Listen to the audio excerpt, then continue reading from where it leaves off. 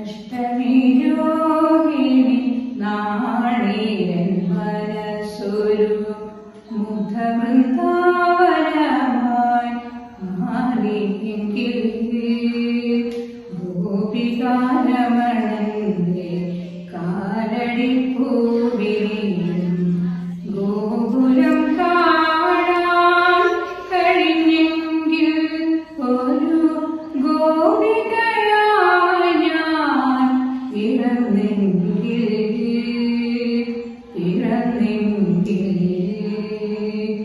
അഷ്ടമിരോഹിണി നാളീരൻ മനസ്സൊരു മുഗ്ധവൃന്ദാവനമായി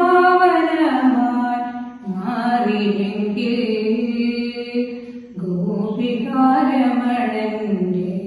കാലടിപ്പൂവിരിയും ഗോപുരം കാണാൻ കഴിഞ്ഞെങ്കിൽ ഒരു ഗോപികയായി ഞാൻ പിറന്നെങ്കിൽ കോടക്കാവന്നന്റെ അധരങ്ങൾ ചുംബിക്കും ഓടക്കുഴലായി ഞാൻ മാറിയെങ്കിൽ കോടക്കാവന്നന്റെ അധരങ്ങൾ ചുംബിക്കും ഓടക്കുഴലായി ഞാൻ മാറിയെങ്കിൽ നിത്യവും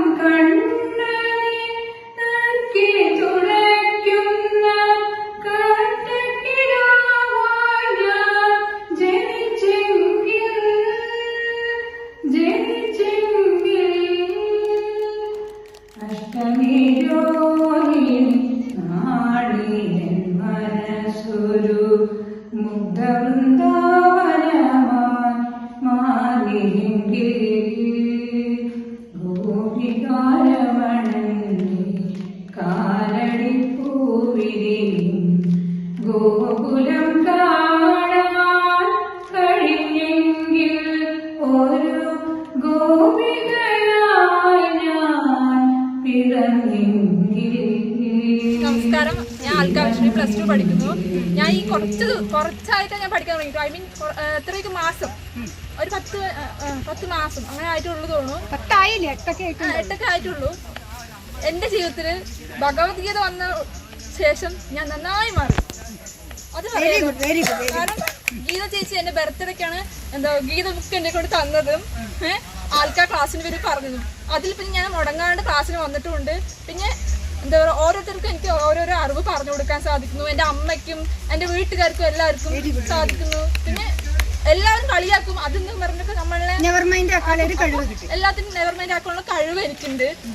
പിന്നെ ഇനിയും എല്ലാവരും ഗീത പഠിക്കണം എന്ന് ഞാൻ പറയുള്ളൂ. എനിക്കറിയുന്ന അറിവ് ഞാൻ എല്ലാവർക്കും പറഞ്ഞു കൊടുക്കും.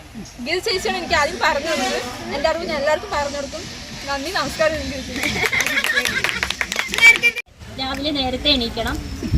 നേരത്തെ എണീച്ചത് നമ്മൾ എണീക്കുമ്പോൾ തന്നെ നമ്മൾ പറയുന്നത് കരാദ്രി വസതേ ലക്ഷ്മി കരമധ്യേ സരസ്വതി കരമൂലേക്ക് ഗോവിന്ദ പ്രഭാതേ കരദർശനം എന്ന് തുടങ്ങിയിട്ടാണ് നമ്മൾ ഒരു ദിവസം തുടങ്ങുന്നത്. അതുപോലെ തന്നെ നമ്മൾക്ക് ആദ്യം ആരെങ്കിലും എന്തെങ്കിലും പറഞ്ഞാൽ നമ്മൾ പെട്ടെന്ന് ഒരു കരയുന്ന ഒരു വ്യക്തിയായിരുന്നു എന്നെ സംബന്ധിച്ചിടത്തോളം. പക്ഷേ ഈ ക്ലാസ്സിന് വന്ന് ഇപ്പം തുടങ്ങിയിട്ട് എനിക്ക് അങ്ങനെ ഒരു ഇതില്ല. അതായത് ക്ഷമ ഞാൻ എന്താണെന്ന് പഠിച്ചു. മറ്റുള്ളവരോട് എങ്ങനെ പെരുമാറണം, അവർ പറയുമ്പോൾ നമ്മൾ ചിരിച്ചിട്ട് ഹാൻഡിൽ ചെയ്യുക. അതൊക്കെ ഞാൻ നെവർ മൈൻഡ്, അവരെന്തോ പറഞ്ഞോട്ടെ, പക്ഷെ അതൊക്കെ ഞാൻ പഠിച്ചു. പിന്നെ എല്ലാവരോടും ക്ഷമയോടെ സംസാരിക്കാൻ പഠിക്കുക, എല്ലാവരും വിനയത്തോടെ പെരുമാറും.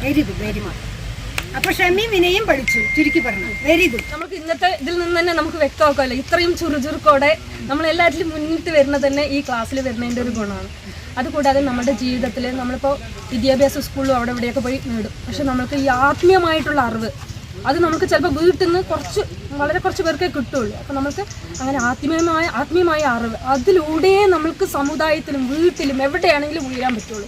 ആത്മീയമായ അറിവ് വേണം. നമ്മളുടെ അറിവില്ലായ്മ നീങ്ങുമ്പോഴാണ് നമ്മൾക്ക് വിവേകം, അതുപോലെ ക്ഷമ, അങ്ങനെ പല കാര്യങ്ങളും നമ്മളെ തന്നെ അറിയണതും നമ്മളെങ്ങനെ മറ്റുള്ളവരുടെ കാര്യങ്ങൾ ഉൾക്കൊള്ളണമെന്നും നമ്മുടെ സമുദായത്തിൽ നമ്മൾ നേരിടുന്ന പ്രതിസന്ധികളെ എങ്ങനെ തരണം ചെയ്യണമെന്നും അതിലെങ്ങനെ ധാർമ്മികമായി മുന്നോട്ട് പോകണമെന്നും കരുത്തോടെ എങ്ങനെ മുന്നോട്ട് പോകണമെന്നും നമ്മൾക്ക് അറിയാൻ പറ്റുന്നത് ഈ ഒരു ആത്മീയമായ വഴിയിലൂടെയാണ്. അപ്പോൾ അതിന് ഗീത ചേച്ചിക്കും കുടുംബത്തിനും പ്രത്യേകം നന്ദി പറയുന്നു.